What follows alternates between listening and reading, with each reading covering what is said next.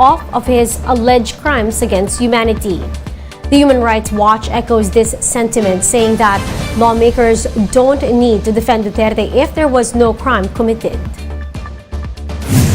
Impact kasi nito para tuloy dahil dito sa ginawa nilang pagpasa ng resolution, para na rin nilang sinasabi na tama yung assertion o yung desisyon ng ICC na talagang walang ginawa itong gobyernong ito na panagutin yung mga may sala doon sa drug war. We'll be back with more stories after the break. Keep it here on One News.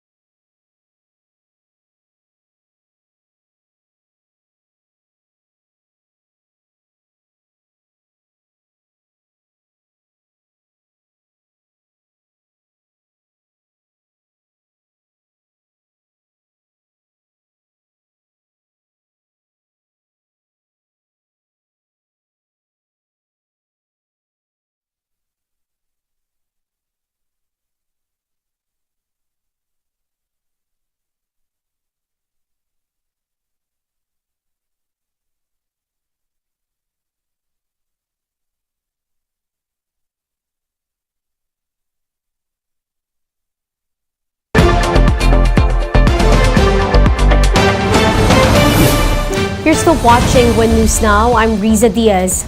Metro Manila commuters frequently using railways are in for a tougher commute, with PNR suspending its operations for up to 5 years. Gerald De La Peña with the report. Commuters who frequently take the Philippine National Railways will have to look for other means of transportation. This, as the Department of Transportation announced that it will suspend PNR operations for as long as 5 years to give way for the construction of the North-South Commuter Railway project. This will connect Calamba in Laguna and Clark in Pampanga. DOTR's plan is to temporarily suspend operations of the Alabang-Calamba route before the end of May, while the Alabang-Tutuban route will be closed by August. With 30,000 passengers affected by the closure, the DOTR is eyeing to give out special permits for buses that will ferry passengers in PNR stations. 2,000 passengers will also be affected by the suspension of trips from Alabang to Calamba. Sensitive kami doon sa kung saan nasanay yung mga workers, kung saan nasanay yung mga estudyante, kung saan nasanay yung mga professionals na sumakay, Magallanes, Buendia, Paco, Santa Mesa, sa ating mga estudyante sa PUP. Doon dapat may pipick up. Chavez said the government will be able to save 15 billion pesos in construction costs. Meantime, the newly established Rail Regulation Unit of the DOTR has heard the petition for the fare hikes of LRT Lines 1 and 2 and MRT Line 3, as well as those opposing it. The Light Rail Manila Corporation, which operates the LRT Line 1, has asked to increase its minimum fare from 13 pesos to 17 pesos, which will bring the end-to-end fare to 44 pesos from 30 pesos. The LRMC explains that the agreed-upon fare, which is higher than the existing fare, was not followed when it assumed operations of the train line in 2015. This resulted in losses of over 1.46 billion pesos. Ang legal basis po nito is yung concession agreement which states that the notional fare should adjust automatically every 2 years. Starting August 1, 2016, despite the fact that LRMC has been affected by the pandemic and despite the fact that we have not gotten any fare increase, tinuloy po namin lahat ng obligasyon namin under the CA. We improved the system. The LRT administration, which runs the LRT Line 2, said it hasn't increased fares in 11 years, and it's high time for one, given that its losses have ballooned to over 7 billion pesos. It asks the DOTR to allow the increase in minimum fare to 13 pesos from 11 pesos, which will bring the maximum fare to 33 pesos from 28 pesos. The LRTA said that this will be barely felt by passengers. Around 17% hindi makaka-experience ng increase. Meron data yon kanina. Why? Kasi nga, pagka yung hinihingi naming increase, pagka nilatag mo na yun sa fare matrix, hindi sila apektado. Isa or dalawang estasyon lang. So pagka nilatag mo sa fare matrix yun, hindi magbabago yung binabayaran niya. For the MRT3, it is asking a minimum fare of 17 pesos from 14 pesos, bringing the maximum fare to 34 pesos. Civil society groups question the timing of the fare hike. Bumagsak na po yung tunay na halaga ng regional minimum wage na 570 na para po sa inyong malamang ay barya lang. Pero sa isang manggagawa, no, napakahalaga ng kada piso. Yung pong binabanggit natin na 8 pesos lang ang mawawala, hindi ka naman one way lang. In this time na hindi pa nga nakaka-recover talaga from the pandemic, maraming nawalan ng trabaho, marami ang kinompressed work week at humarap sa reduction ng trabaho. The DOTR will decide on the fare hikes in 40 days. If approved, this will take effect in April. For News 5, Gerard de la Peña, we are One News. The LTFRB has yet to allocate 100,000 slots for ride-hailing vehicles and motorcycle taxis pending further study. Here's the report. The Land Transportation Franchising and Regulatory Board, or LTFRB, is still in the process of studying the basis for distributing an additional 100,000 slots for transport network vehicle services nationwide. According to LTFRB board member Engineer Risa Paches, they are coordinating with local governments to determine which places need the additional slots. Sa ngayon, yung sinasabi po nating hatian is still being determined as to the distribution. Now, kung sinasabi natin na there's still hindi pa po legal si MC Taxi, kaya nga po the MC would also set the time when it is proper kasi hindi po tayo pwedeng magbukas ng something na hindi pa po siya nagkakaroon ng nationwide or national na law, ano po.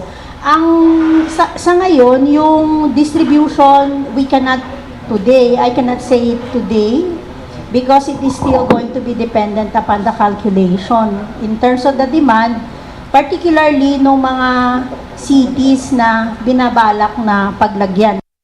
Another thing that the agency is waiting on is the study on the safety of motorcycle taxis. Pache said the technical working group headed by the Land Transportation Office, or LTO, will be sending the results to Congress for further evaluation. The committee sa ngayon is headed by the LTO, yung TWG for the MC Taxi, ay ang pagkakaalam po ay meron na po silang final result ng study nila, and they are actually endorsing it already to the appropriate committees for deliberation or action. Kasi doon po sila magsasubmit, I think, sa Senate at saka sa Congress nung resulta po ng studies. With all these moving parts, the agency still cannot say when the additional slots will open. Calls for additional TNVS franchise slots resurfaced after increased demand over the holidays. And those are the top stories of the hour. Join us later at 12 noon as we continue to monitor the day's biggest stories. You can also catch One News on Signal Play app. Register for a free account now at www.signalplay.com and stream One News live anytime, anywhere. I'm Riza Diaz. We are One News.